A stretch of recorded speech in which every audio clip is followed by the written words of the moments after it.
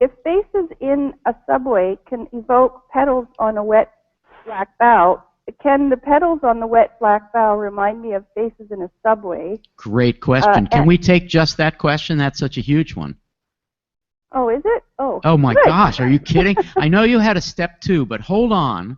Hold on. Yeah, okay. Okay, so Amaris, Max, and Molly, nod your head if you heard Joy's question, or I can repeat it. Okay, all right, good. Amaris, take a shot at it. Can it work both ways?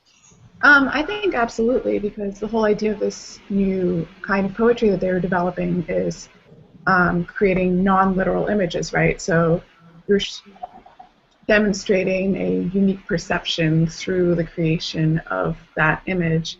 So it works both ways. Yeah, great answer. Max?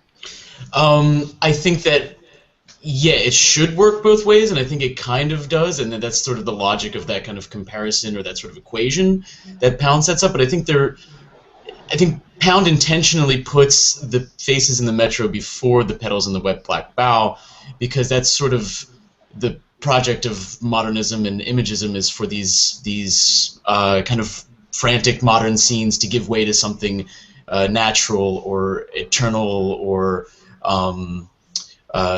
something that seems to be almost like anti-modern, something that seems to be timeless. So I think he really wants that modern scene to kind of open up into or become this this sort of rural, natural scene.